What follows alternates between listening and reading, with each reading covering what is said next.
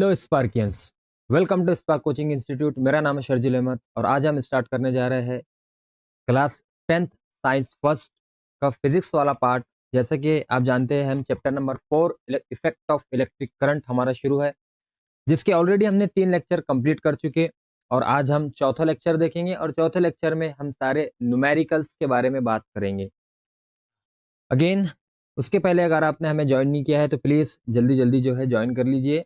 Telegram, WhatsApp, YouTube की link यहाँ पर गिवन है, डिस्क्रिप्शन बॉक्स में भी आपको लिंक जो है मिल जाएंगी। तो प्रीवियस क्लासेस से जो हमने जितना बेस बेटा पढ़ के आए हैं, तो प्लीज़ मैं आपको रिकमेंड करूँगा कि वो लेक्चर 1, 2, 3 आप अच्छी तरीके से देखिए। उसमें हमने सारा बेसिक पार्ट देखे थे ताकि इसके बाद के लेक्चर्स आपको जो है अच्छी तरीके से समझ में आए। तो इसके पहले की क्लासेस से हमने जो है सारे फॉर्मूले जो है किस तरीके से आए थे। जैसा कि इलेक्ट्रिक करंट के फॉर्मूले की अगर हम बात करते हैं तो इलेक्ट्रिक करंट का फॉर्मूला क्या होता है हमारा, it is current it is equal to Q upon T, charge पर यूनिट टाइम। और क्यू बेटा उसका यूनिट क्या है, कूलम होता है, और टाइम का यूनिट हम सेकंड यहाँ पर एसआई सिस्टम में लेते हैं।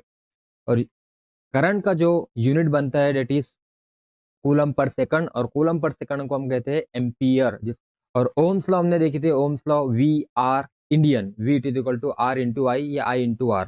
तो ओम्स लॉ बेटा V it is equal to I into R. यहाँ से आप आई की वैल्यू भी निकाल सकते हैं आर को इधर शिफ्ट करके, या फिर आप आर की वैल्यू भी निकाल सकते हैं आई को इधर शिफ्ट करके। तो इस तरीके से जो है और अगेन दूसरे फॉर्मूले बनते हैं। अगेन कुछ और इंपॉर्टेंट फॉर्मूले, पावर के 3 फॉर्मूले देखे थे बेटा हमने। Power it is equal to V into I, also power it is equal to I square into R, and also power it is equal to V square by R. ये 3 फॉर्मूले हमने पावर के देखे थे, और पावर का unit क्या होता है, वॉट।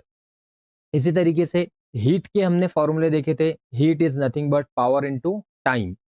अब आप हीट को यहाँ पर बेटा रिप्लेस कर सकते, इंटरचेंज कर सकते एनर्जी कंज्यूम से या फिर वर्क डन से। तो हीट एंड एनर्जी कंज्यूम या फिर वर्क डन, इसको आप तीनों, ये इंटरचेंजेबल है, इसको रिप्लेस कर सकते। तो हीट का फॉर्मूला था अपने पास में basic formula P into T, और वहां से 3 जो हीट के फॉर्मूले थे अपने पास में, H is equal to V I into T, and H is equal to second formula H it is equal to I square into R into T, and H it is equal to V square by R into T. देखो आप power और heat के जो फॉर्मूले में है, वहां से हीट में सिर्फ बेटा टी जो है यहाँ पर निकल गया, बाकी पावर के जैसे ही वो एज इट इज फॉर्मूले है, क्योंकि यहाँ पर प्रोडक्ट में टी है और यहाँ पर पावर है, तो पावर की वैल्यू रखी गई यहाँ पर, वो हीट का फॉर्मूला बन गया बस। प्रीवियस लेक्चर में हमने जो है इसको अच्छी तरीके से क्लियर किए थे। और हीट है बता, सॉरी हीट है, तो हीट का यूनिट क्या होगा, हीट बोलो या एनर्जी कंज्यूम बोलो, वर्क डन बोलो, तो उसका यूनिट क्या होता है, उसका यूनिट जूल होता है। तो मेरे ख्याल से फॉर्मूले अच्छे से क्लियर होंगे और याद भी रखना है न्यूमेरिकल्स के लिए। चलिए पहला न्यूमेरिकल्स हम स्टार्ट करते हैं। देखो बेटा न्यूमेरिकल्स जो है आपके सॉल्व एग्जाम्पल्स के हैं, बुक्स के, और साथ ही साथ जो है आपके बुक्स के एक्सरसाइज के न्यूमेरिकल्स हैं। चलिए स्टार्ट करते हैं। फर्स्ट न्यूमेरिकल अपने पास में, a 6 metre long wire made from an alloy nichrome is shaped into a coil and given for producing heat. It has a resistance of 22 ohm।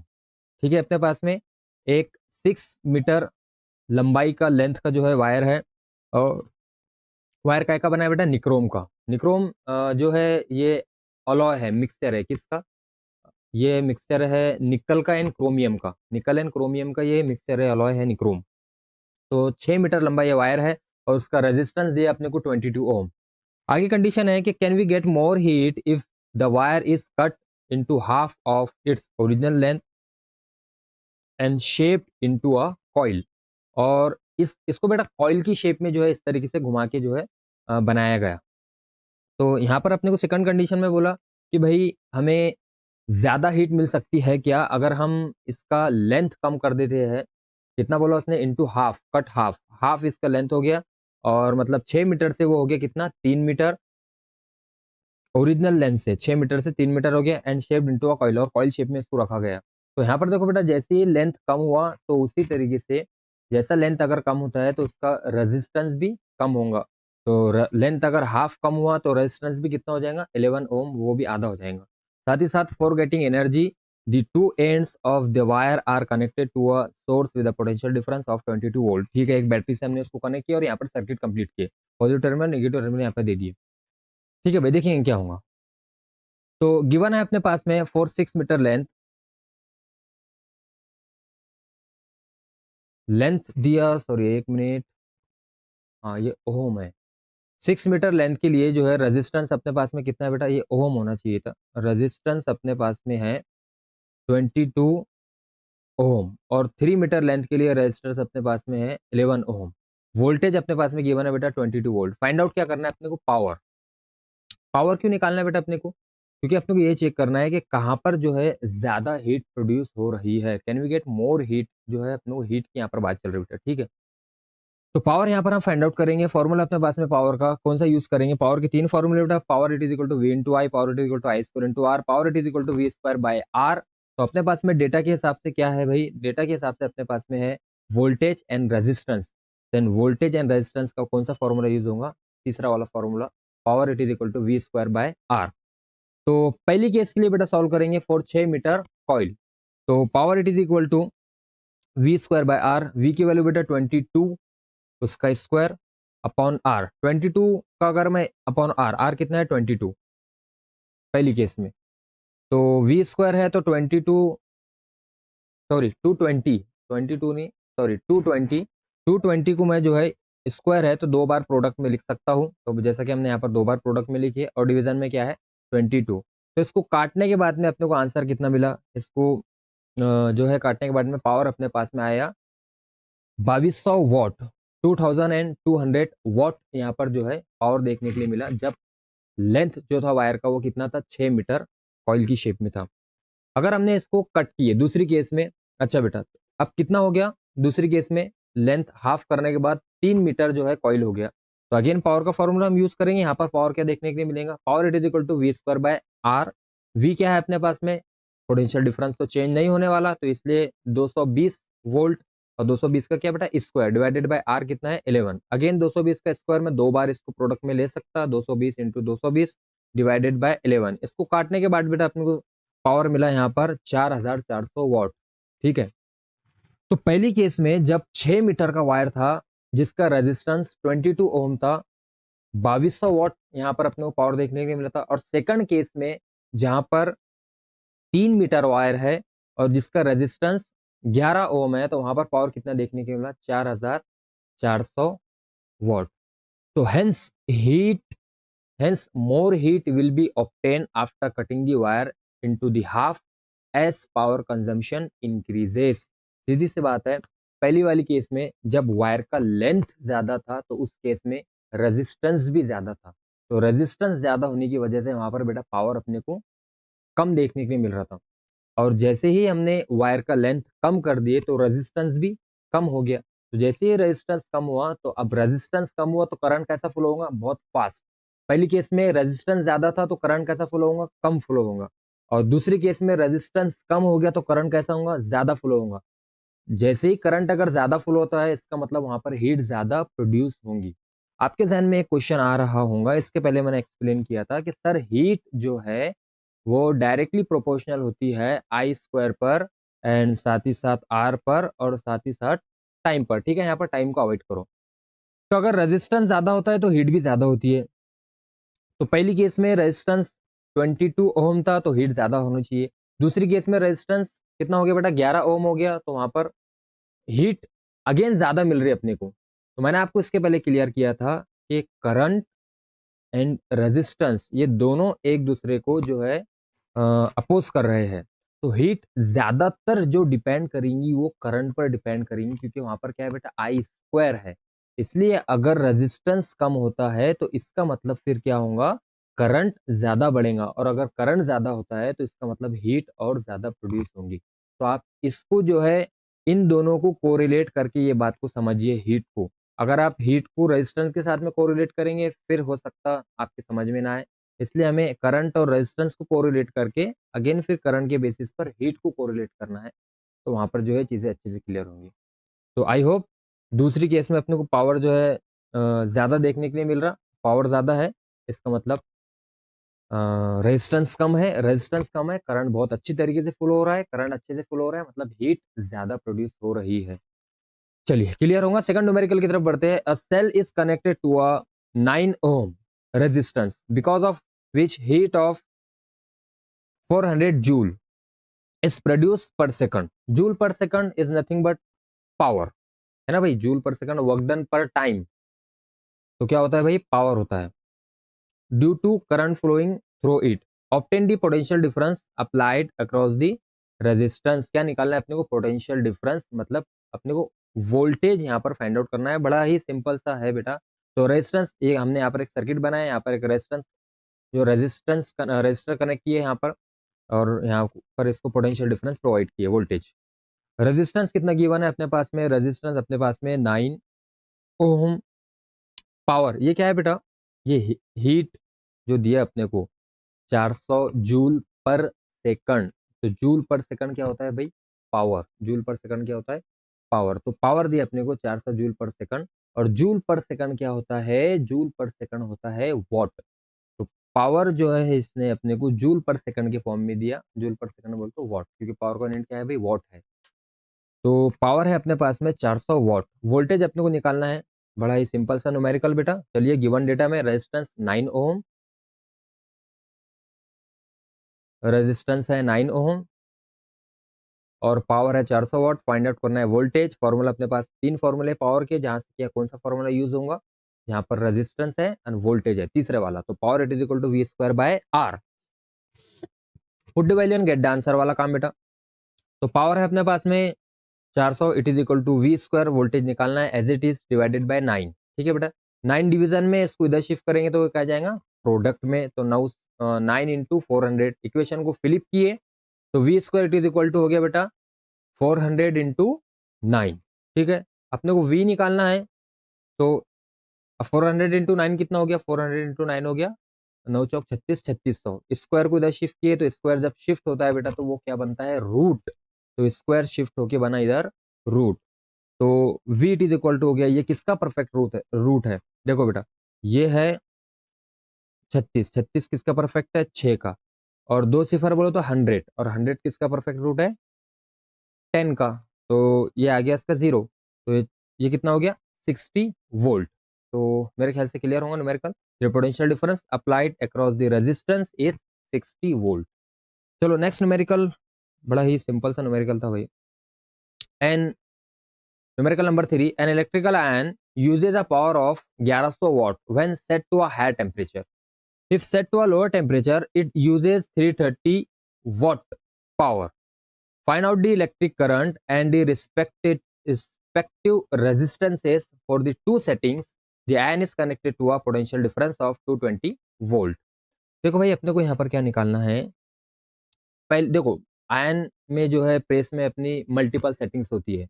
अब यहाँ पर अपने को दो सेटिंग्स के बारे में बात कर रहा, एक हाई सेटिंग्स के बारे में और एक लो सेटिंग के बारे में। जो उसका हाई सेटिंग है वहां पर पावर कंजम्पशन कितना हो रहा भाई, हाई सेटिंग पर जो पावर कंजम्पशन हो रहा वो हो रहा power it is equal to 1100 watt. तो इसके लिए अपने को करंट निकालना है और इसके लिए अपने को रेजिस्टेंस निकालना है, पहली चीज। दूसरी चीज, लो सेटिंग पर जो है पावर कंजम्पशन हो रहा 330 वॉट यहाँ पर पावर हो रहा। तो पावर अपने पास में लो सेटिंग के लिए 330 वॉट है। तो जैसे ही पावर कम होगा तो करंट भी कम होगा और रेजिस्टेंस भी। तो यहाँ पर अपने को लो सेटिंग के लिए करंट एंड रेजिस्टेंस दोनों यहाँ पर फाइंड आउट करना है। वोल्टेज अपने पास में गिवन है बेटा 220 220 वोल्टेज। तो वोल्टेज तो सेम ही रहेगा, वोल्टेज तो कम ज्यादा नहीं होगा ना भाई इसमें, क्योंकि वोल्टेज जो है जितना है उतना ही रहता है, वोल्टेज कम ज्यादा नहीं होता। ठीक है भाई, तो पहली केस के लिए हम फाइंड आउट करेंगे। पहले पहले पावर दिया अपने को 1100 वॉट, और सेकंड केस के लिए पावर दिया अपने को, सेकंड केस के लिए पावर दिया अपने को 330 वॉट। वोल्टेज यहाँ पर 220 वोल्ट है। फाइंड आउट करना है अपने को फर्स्ट केस के लिए, जिसको हमने I1 नाम दिए एंड R1 नाम दिए, और सेकंड केस के लिए I2 and R2। Current current I बोले तो करंट है और आर बोले तो यहाँ पर रेजिस्टेंस है। फॉर्मूला अपने पास में बेटा सबसे पहले हम फॉर्मूला यूज करेंगे कि power it is equal to क्या होता है, V इंटू आई, है ना। और फिर सेकंड ओम्स लॉ वाला अपना वी आर इंडियन का। तो यहाँ से क्या होगा, अपने पास में पावर है, अपने पास में वोल्टेज है, यहाँ से क्या मिल जाएगा अपने को करंट, और करंट यहाँ से मिल गया। तो V R Indian Ohm's law से हम क्या निकाल सकते हैं, वोल्टेज अपने पास में है, करंट मिल जाएगा, यहाँ से हम क्या निकाल सकते हैं, रेजिस्टेंस। तो ये दो फॉर्मूले जो हम यहाँ पर यूज करेंगे। पहली केस के लिए सॉल्यूशन देखो, power it is equal to V into I. Power के 3 फॉर्मूले हैं, जिसमें से पहला फॉर्मूला बेटा power it is equal to V into I. जैसा जैसा डेटा है उस हिसाब से हम फॉर्मूले यूज करेंगे। तो यहाँ पर आई निकालना है बेटा, I as it is, V product में इधर आया तो डिवीजन में, तो ये हो गया I it is equal to P by V. और हम आई वन की बात कर रहे हैं तो I one it is equal to P one by V. V one नहीं, वी वन क्यों नहीं, क्योंकि वोल्टेज सेम रहेगा, तो पी वन बाय वी। तो पी वन पावर है अपने पास में 1100 वॉट और वोल्टेज है अपने 220। इसको काटने के बाद बेटा अपने को मिला करंट यहाँ पर 5 एम्पियर। करंट कितना मिला, 5 एम्पियर। तो पहली केस में सॉरी, जहां पर पावर 1100 वॉट था वहां पर करंट मिला अपने को 5 एम्पियर। चलो भाई, करंट मिल गया, अब रेजिस्टेंस निकालने। तो रेजिस्टेंस के लिए कौन सा फॉर्मूला यूज करेंगे, Ohm's law, V R Indian. तो ओम्स लॉ क्या कहता है, V is equal to I into R. R निकालना है बेटा, R as it is, I product में इधर आएगा तो डिवीजन में, तो ये हो जाएगा R it is equal to V by I, sorry. तो R it is equal to V by I. V है अपने पास में 220 वोल्टेज और करंट अभी हमने निकाले इसके लिए कितना है, 5 एम्पियर। तो 220 डिवाइडेड बाय 5, इसको कैंसिल करने के बाद में रेजिस्टेंस अपने को कितना मिल रहा भाई, चाहिए 44 ओम। रेजिस्टेंस यहाँ पर मिला 44 ओम। तो I one and R one कैसा है, मेरे ख्याल से अच्छे से क्लियर होगा। एक चीज देखो आप, पहली केस में जहां पर पावर ज्यादा था तो करंट ज्यादा मिलेगा, और जब करंट अच्छे से फ्लो हो रहा है इसका मतलब वहां पर रेजिस्टेंस कम रहेगा। आप देखो दूसरी केस में जहां पर पावर कम हो गया तो इसका मतलब करंट भी कम हो जाएगा, और करंट अगर कम होता है तो इसका मतलब रेजिस्टेंस यहाँ पर क्या होगा, बढ़ेगा। देखो आप खुद ही समझ जाएंगे देख के। चलो दूसरी केस, तो पावर अपने पास में दूसरी केस, फॉर्मूला अपने पास में पावर का P is equal to V into I. यहाँ क्या निकालना है, आई निकालना है। वी प्रोडक्ट में इधर आने के बाद डिवीजन में, तो आई इज इक्वल टू हो गया पी बाय वी। और आई टू की हम बात कर रहे हैं, करंट टू की, तो आई टू और पी वन, सॉरी यहाँ पर पी टू होना चाहिए था, P two divided by V. तो P two divided by V, power कितना है सेकंड वाली केस में, 330 वॉट डिवाइडेड बाय वोल्टेज, तो सेम रहेगा। इसको काटने के बाद करंट कितना मिला अपने को, 1.5 एम्पियर। आई होप मेरे ख्याल से क्लियर है, सिंपल सा सम है। चलो करंट मिल गया, अब निकालना है रेजिस्टेंस। रेजिस्टेंस कहाँ से निकालेंगे, ओम्स लॉ वाला फॉर्मूला अपना, वी आर इंडियन। आर निकालना है बेटा, आर प्रोडक्ट में, आई प्रोडक्ट में इसके आर के, तो आई इधर आएगा तो वो आ जाएगा डिवीजन में, वी बाय आई। तो ये हो गया, ये हो गया, यहाँ पर देखो वी बाय आई हो गया, R it is equal to, ठीक है। तो R it is equal to हो गया वी बाय आई। वी है अपने पास में 220 वोल्ट, और आई जैसा कि अभी हमने निकाले 330 पावर के लिए, तो ये हो गया अपने पास में 1.5। आर टू की हम बात कर रहे हैं क्योंकि सेकंड वाली केस है अपनी। तो 220 डिवाइडेड बाय 1.5। अब इसको कैंसिल करने के बाद में कैसा होगा, देखो आप, जैसा कि हमने इसके पहले पॉइंट वाला खेल समझे थे, अगर आपको याद होगा ग्रेविटेशन के न्यूमेरिकल्स में, कि अगर मैं नीचे का पॉइंट एक बार बढ़ाता हूँ, अगर मैं नीचे का पॉइंट एक बार बढ़ाता हूँ तो ये कितना बन जाएगा, ये बन जाएगा 15। ये 15 के अगर नीचे का पॉइंट बढ़ाया, अभी ऊपर वाले का पॉइंट कहाँ पर है, यहाँ पर है। इसके आगे में कितने भी सिफर रह सकता, तो जब नीचे का मैं पॉइंट बढ़ा रहा तो इसका भी मेरे को पॉइंट ऊपर का बढ़ाना पड़ेगा, तो ऊपर कितना हो जाएगा, 2200। ठीक है भाई, तो ये कैसा हुआ, मेरे ख्याल से पॉइंट कैसे निकले आपको समझ में आया होगा। तो अब इसको 15 से काटने के बाद जो अपने को काटा कुटी करने के बाद जो आंसर मिलेगा वो आएगा 146.67 ओम। तो देखो आप, मैंने आपसे पहले ही कहा था कि अगर सेकंड केस में पावर कम हुआ इसका मतलब करंट कम हुआ, और अगर करंट कम हुआ इसका मतलब यहाँ पर रेजिस्टेंस बढ़ा। क्योंकि पहली केस में अपने पास में पावर ज्यादा था तो करंट यहाँ पर 5 एम्पियर था, और यहाँ पर करंट कितना मिला दूसरी केस में, 1.5 एम्पियर। तो इसलिए पहली केस में जब करंट ज्यादा था तो रेजिस्टेंस देखो यहाँ पर 44 ओम ही था, कम था, और जैसे ही करंट कम हुआ तो रेजिस्टेंस भी यहाँ पर देखो बेटा बढ़ गया। तो आई होप चीजें क्लियर होंगी अच्छी तरीके से। बड़े ही सिंपल से न्यूमेरिक, ग्रेविटेशन से तो, ग्रेविटेशन के भी न्यूमेरिकल्स बड़े सिंपल थे बेटा, और इसके भी न्यूमेरिकल्स बड़े ही सिंपल है। बस वही 3 4 5 फॉर्मूले के आसपास में ही सारे न्यूमेरिकल्स न्यूमेरिकल्स रहेंगे, ज्यादा कोई डिफिकल्टी नहीं है, कोई मुश्किल नहीं है, बड़े ही आसान न्यूमेरिकल्स है। चलिए आगे बढ़ते हैं हम चौथे न्यूमेरिकल्स की तरफ। पता नहीं बच्चों को फिजिक्स के न्यूमेरिकल्स से, खासतौर से 10th वाले, क्यों इतना डर लगता है, बहुत सिंपल है, बहुत आसान है। चलिए आगे बढ़ते हैं। An an electric tungsten bulb is connected into a home circuit. The home electric supply runs at 220 volt. ठीक है भाई, वोल्टेज अगर नहीं भी गिवन है अपने को तो इतना कंसिडर करना पड़ता है, क्योंकि अ, हमारे डोमेस्टिक इलेक्ट्रिक सर्किट में हमने जैसा कि लास्ट लेक्चर में देखे थे वोल्टेज कितना मिलता है भाई, 220 वोल्ट। पोटेंशियल डिफरेंस यहाँ पर गिवन है। When switched on a current of 0.45 ampere flows through the bulb. ठीक है, व्हाट, ठीक है समझ गया, what must be power wattage of the bulb. इसका क्या निकालना है, पावर निकालना है भाई। If it is kept on for 10 hour how many unit of electricity will be consumed. ओ भाई बड़ा सिंपल सा न्यूमेरिकल है, देखो कैसा होगा। अपने को गिवन क्या क्या है, वोल्टेज दिया 220 वोल्ट, करंट यहाँ पर अपने को गिवन है 0.45 एम्पियर। पावर अपने को यहाँ पर फाइंड आउट करना है सबसे पहली बात। अब पावर फाइंड आउट करना है, उसके बाद में क्या बोला अपने को निकालने के लिए, अगर 10 घंटे के लिए इसको शुरू रख देते, हम ऑन रख देते, तो कितना जो है इलेक्ट्रिसिटी का यूनिट ये यूज करेगा, अपने को ये फाइंड आउट करना है। बड़ा सिंपल सा न्यूमेरिकल भाई, देखो भाई कैसा सॉल्व होगा। सबसे पहले गिवन वाला पार्ट, वोल्टेज, करंट और टाइम दिया अपने को और में, ठीक है। अपने को फाइंड आउट करना है सबसे पहले पावर, है ना, पहले पावर ही निकालना है ना, पहले पावर निकालना है, और साथ ही साथ number of unit of energy consume, कितना, अगर 10 घंटे के लिए उसको हम ऑन रखते हैं तो कितना एनर्जी कंज्यूम करेगा, और एनर्जी कंज्यूम करेगा मतलब कितना यूनिट जो है बिला सकता है अपने को। जो भाई इलेक्ट्रिक के जो बल्ब रहते हैं ना पीले वाले, जिसका अपने को वहां पर देखो वॉट में गिवन रहता है, मतलब वो पावर गिवन रहता है अपने को कि ये 100 वॉट का बल्ब है। आप, मैंने आपसे इससे पहले भी कहा था, जो पीले वाले जो बल्ब आते थे, भले ही चीप होते थे वो, 10-10 रुपए के, 15-15 रुपए के मिल जाते थे। और आजकल की अगर ट्यूबलाइट की बात करते हैं हम, एलईडी की, तो वो तकरीबन कोई 250 की, 120 की, 150 की, इस तरीके से ट्यूबलाइट मिलती है। और उसका वॉट भी मेरे ख्याल से 20 वॉट की होती है। अब सोचो आप, अगर आप 100 वॉट का बल्ब ले रहे 10-15 रुपए का, और एक ट्यूबलाइट खरीदते अगर आप 150 रुपये की, और बल्ब ले रहे हैं आप 15 रुपए का, उससे 10 गुना ज्यादा, तो ट्यूबलाइट जो है बेटा 20 वॉट की तकरीबन वो होती है, 150 रुपए की। अगर मैं ट्यूबलाइट की 20 वॉट मतलब उसका पावर दिया, और बल्ब 100 वॉट का है, तो पावर अगर ज्यादा होगा, जैसा कि अभी हमने देखे, तो करंट ज्यादा होगा, करंट ज्यादा होगा तो इलेक्ट्रिसिटी का बिल भी आपको ज्यादा देखने के लिए मिलेगा।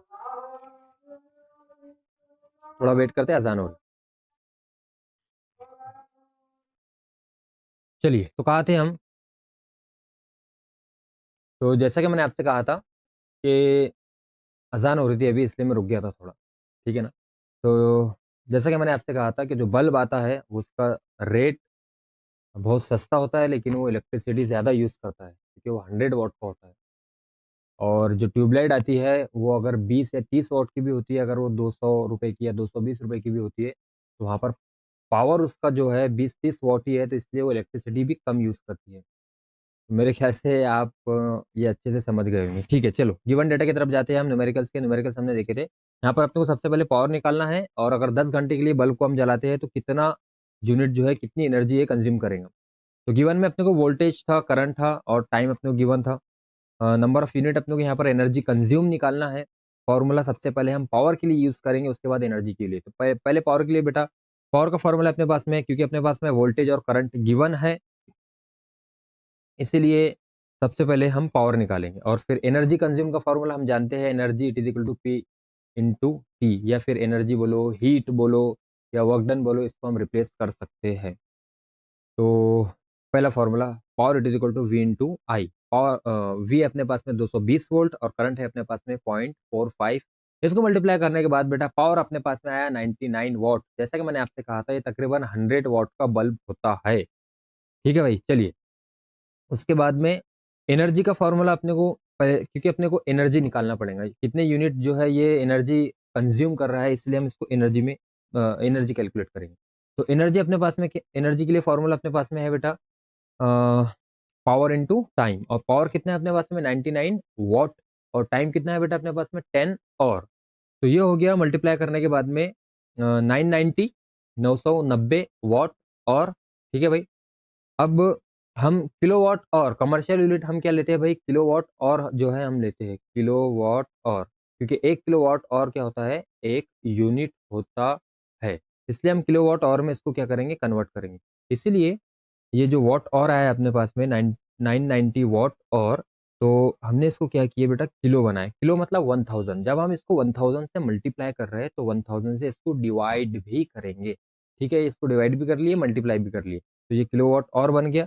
अब इसको डिवाइड करना है अपने को, तो पॉइंट अभी इसका कहाँ पर है, यहाँ पर है, और ऊपर वाले का पॉइंट कहाँ पर है, यहाँ पर है। तो हम क्या करें, पॉइंट कितने बार पीछे लेके जाएंगे, 3 बार, 1 2 और ये 3, तो नीचे 1 बन गया।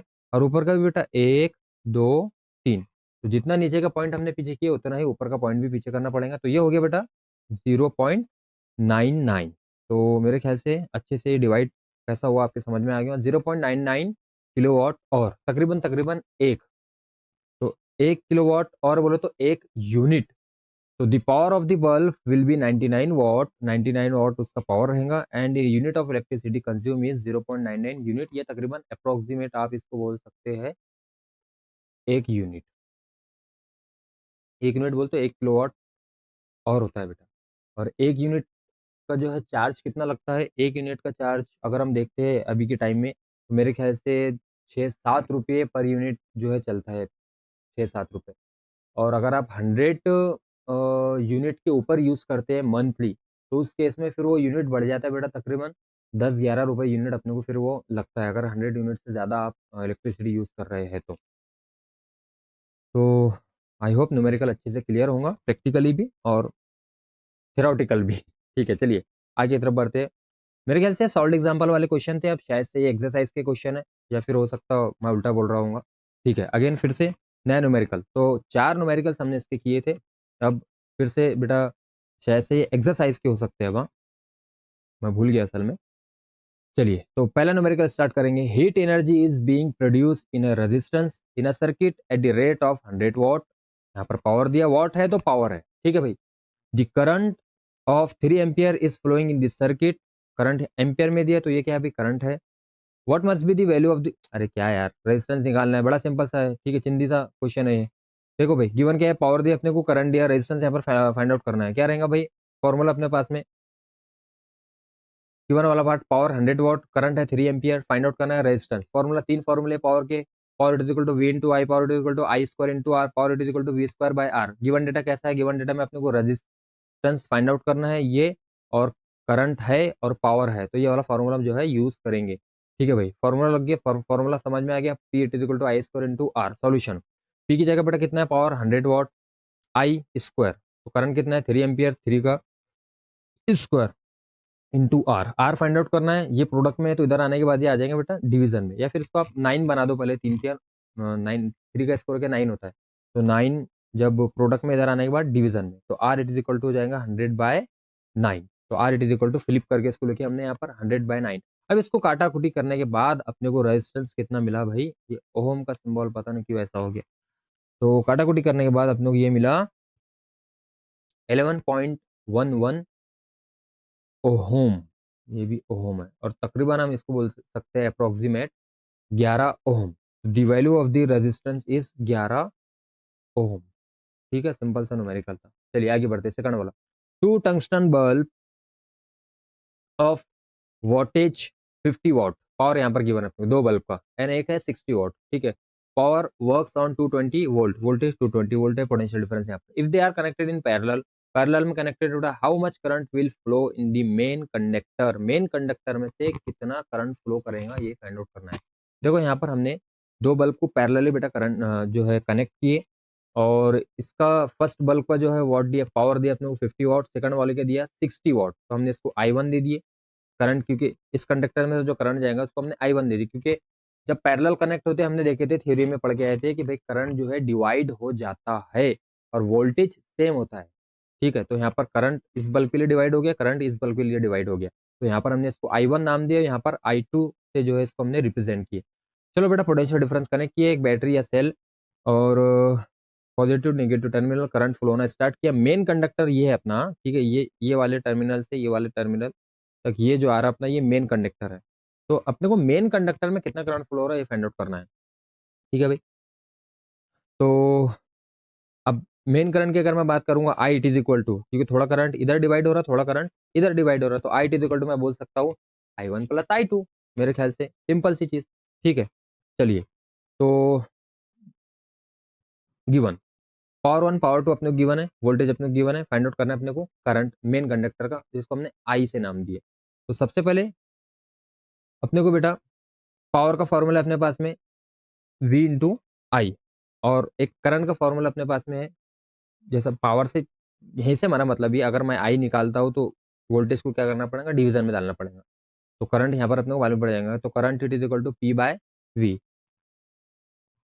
करंट इन मेन कंडक्टर वो हो जाएगा अपना total current I one plus I two, I it is equal to I one plus I two. अब मैं अगर आई वन निकालता हूँ तो आई वन के लिए, क्योंकि पावर अलग है उस बल्ब का, 50 वाट है ना, तो इसलिए यहाँ पर पी वन बाय वोल्टेज तो सेम रहेगा वी। और अगर मैं आई टू की बात करता हूँ, and I two is equal to power उसका अलग है, तो P two by V, voltage same रहेगा यहाँ पर अगेन। चलो भाई, तो इस आई वन की जगह पर, इस आई टू की जगह पर हम इस वैल्यू को और इस वैल्यू को पुट करेंगे। यहाँ पर हमने पुट किए, इक्वेशन ऐसे कंटिन्यू, यहाँ पर हमने पुट किए। v डिनोमिनेटर का सेम है बेटा, तो उसका एलसीएम आ गया, एक बार हमने ले लिया उसको। और ऊपर क्या हो गया, p1 प्लस p2, ये बेसिक मैथमेटिक्स। तो फिर p1 था अपने पास में 50 प्लस p2 था अपने पास में 60 होल डिवाइडेड बाय 220। 50 प्लस 60 हो गया यहाँ पर बेटा 110, 110। और वोल्टेज है बेटा अपने पास में 220, 11 11 11 दोनों 22। उसके बाद में कट करने के बाद हुआ ये सॉल्व, दैट इज 0.5 एम्पियर। तो 0.5 एम्पियर यहाँ पर क्या रहेगा भाई, मेन कंडक्टर में करंट रहेगा। अच्छा, अपने को ऐसे ही पूछ सकता था कि फर्स्ट वाले बल्ब के लिए कितना करंट है और सेकंड वाले बल्ब के लिए कितना करंट है, वैसा भी निकाल सकते थे यहाँ से। जैसा आई वन अगर हम कैलकुलेट कर रहे हैं पी वन बाय वी, तो पी वन अपने पास 50 बाय वी अपने पास में 220, तो आई वन भी निकाल सकते थे अलग अलग, आई टू भी अलग अलग निकाल सकते थे। हमने इसको एक साथ ही निकाल दिए ताकि ज़्यादा लंबा ना हो। हाँ, अगर पर्टिकुलर अलग अलग अपने को ये पूछता था कि भाई फर्स्ट वाले बल्ब के लिए कितना करंट रहेगा या सेकंड वाले बल्ब के लिए कितना करंट रहेगा, तो उस केस में अपने को जो है यहाँ से जो है हम अलग अलग उसको निकाल सकते थे। मेन कंडक्टर का करंट निकालना था, हमने उसको ऐड करके जो है बता दिए 0.5 एम्पियर मेन कंडक्टर में करंट रहेगा। चलिए, ये सेकंड वाला न्यूमेरिकल था। थर्ड वाला न्यूमेरिकल क्या, अपने को who will spend more electrical energy, इसमें से कौन सबसे ज्यादा इलेक्ट्रिकल एनर्जी लेगा।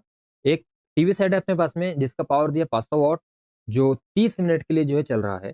और एक हीटर है अपने पास में, रूम हीटर जिसको बोलते हैं, इसका पावर अपने पास में 600 वाट, और ये कितने 20 मिनट के लिए चल रहा है। यहाँ पर टाइम कम है, यहाँ पर टाइम ज्यादा है।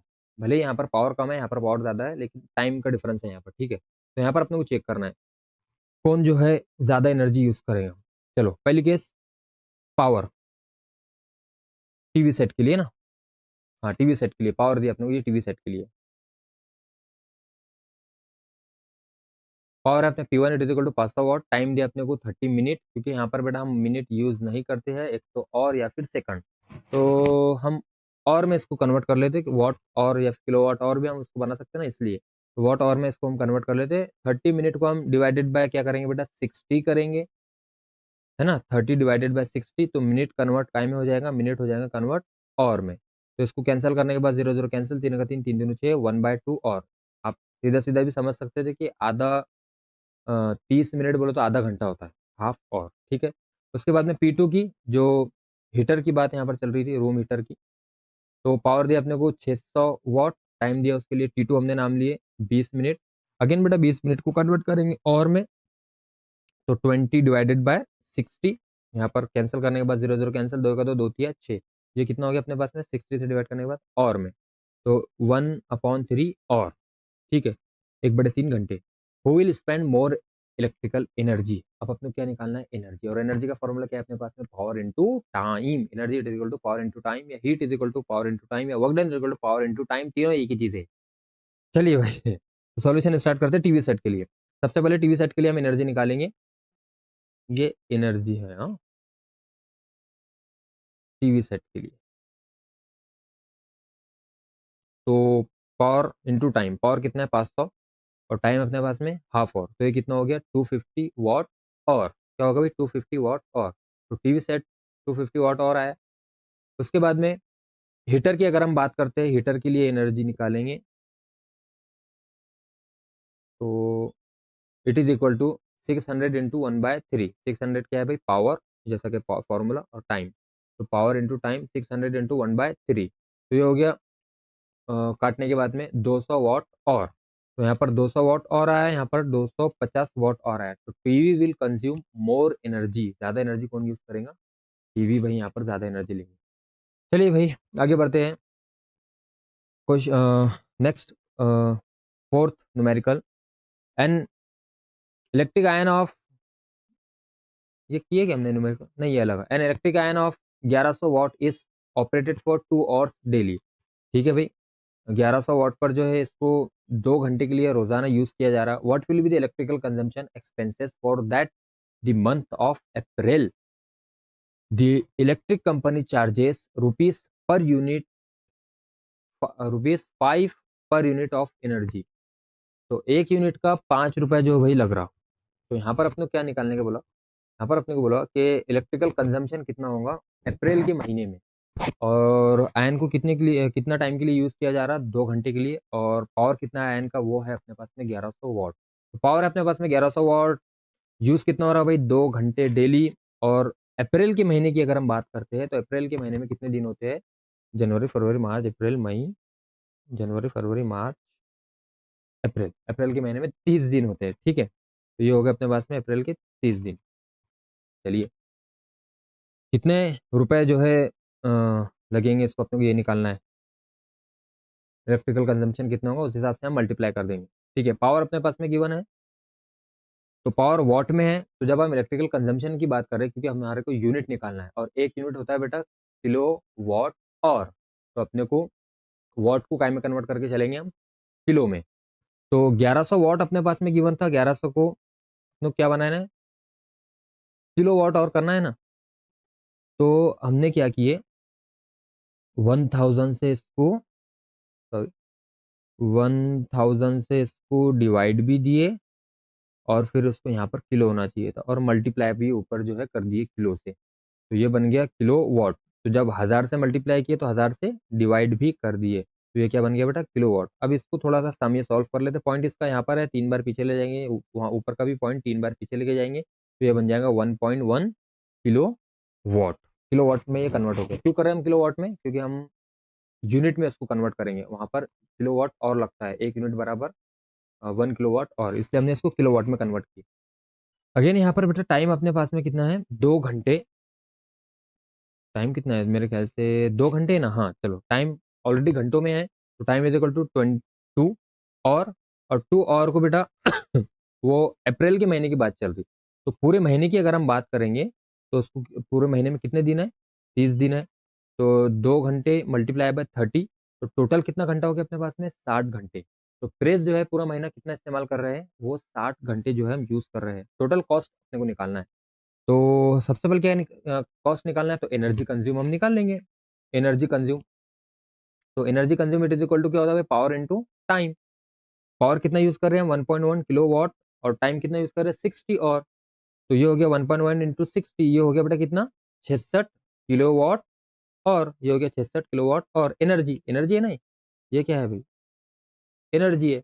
एनर्जी इज नथिंग बट, उसको हम यूनिट लिख सकते, किलो वॉट और को हम क्या लिख सकते हैं? यूनिट लिख सकते हैं। तो एनर्जी कितना यूज कर रहे हैं हम? 66 यूनिट। अब इलेक्ट्रिकल कंपनी 1 यूनिट का कितना चार्ज कर रही है अपने को? 5 रुपये। तो अपने को 66 यूनिट का निकालना है, तो टोटल कॉस्ट जब हम निकालेंगे, total cost it is equal to 66 unit into 5 rupees. तो इसको मल्टीप्लाई करने के बाद कितना हो गया बेटा? 330 रुपये। तो टोटल कॉस्ट जो खर्च आएगा अपने को महीने का, the electrical consumption expense for the month of April कितना आएगा भाई? 330 यूनिट जो है अपने को यहाँ पर लगेगा। तो न्यूमेरिकल सिंपल था और आसान था, अच्छा न्यूमेरिकल था। प्रैक्टिकली जो है इस तरीके से न्यूमेरिकल एग्जाम में आ सकते। ओहो, तो मेरे ख्याल से लेक्चर अच्छी तरीके से क्लियर होगा। कोई भी अगर डाउट रहता है आपको न्यूमेरिकल से रिलेटेड, थ्योरी से रिलेटेड, तो प्लीज़ जो है बेटा कमेंट में क्वेश्चन कीजिए, कमेंट में पूछिए। मैं कोशिश करूंगा कि जैसे ही मैं नेक्स्ट लेक्चर डालता हूँ, तो उसके पहले मैं आपके डाउट्स क्लियर करूँ लेक्चर स्टार्ट करने से पहले। तो वीडियो अच्छा लगा तो लाइक करना, शेयर करना, सब्सक्राइब करना, और नेक्स्ट लेक्चर जो है जल्द ही मैं अपलोड करूंगा इंशाल्लाह। तब तक के लिए गुड बाय एंड अल्लाह हाफिज़।